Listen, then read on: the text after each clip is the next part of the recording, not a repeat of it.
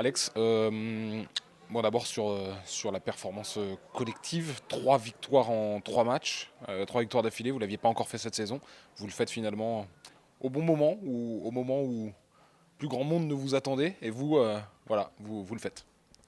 Oui, c'est clair qu'on le fait au moment où on était un peu dos au mur. Donc tant mieux, c'est le meilleur moment pour entamer une très grosse série parce qu'on en a besoin, parce qu'on a déjà du retard. Mais sincèrement, nous, on n'a jamais douté de ce qu'on était capable de faire. Maintenant, c'est vrai qu'on a connu une saison avec pas mal d'irrégularités, que ce soit dans le jeu, dans les résultats. Mais ce soir, c'est le supplément d'âme qui a payé. En ce moment, voilà, on se libère un peu plus, on tente un peu plus, on se lâche un peu plus, on fait des courses que on faisait peut-être un peu moins ces derniers temps, et puis simplement ça nous sourit. On a plus de réussite, à l'image du but de ce soir qui est dans un premier temps dévié, qui a tiré dans les pieds de Tino, et voilà, c'est ce qui nous a manqué une partie de la saison. Maintenant, à nous de surtout garder ça, de ne pas s'enflammer, de ne pas se dire qu'on revient dans la course ou quoi que ce soit, même si c'est vrai qu'en termes de comptable on fait une belle opération ce soir, mais il reste encore 4 matchs maintenant. Et on se doit de les aborder comme on est en train de le faire sur ces dernières semaines.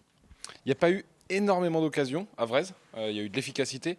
Il y a cette première qui est pour vous. Vous devez être dégoûté qu'elle finisse pas au fond, parce que s'il finit au fond, il est magnifique. Cette barre transversale, cette volée. Ouais, c'est dommage parce que enfin, moi, d'où je suis, je la vois redescendre dedans, donc c'est dommage. Mais oui, il n'y a pas eu énormément d'occasions, mais j'ai senti quand même qu'on était globalement assez fatigué, d'où peu d'intensité. C'était un match assez mou, donc je pense voilà, pas extraordinaire à regarder, mais au final, c'est les matchs qu'il faut savoir gagner en ce moment. On va affronter des équipes qui ont entre guillemets plus grand chose à jouer dans ce championnat, et nous, voilà, à l'image de cette deuxième période, on doit aller chercher encore plus. Et j'ose espérer que sur les matchs qui vont venir, on va justement avoir ce supplément d'âme et ce brin de réussite pour faire basculer les matchs en notre faveur.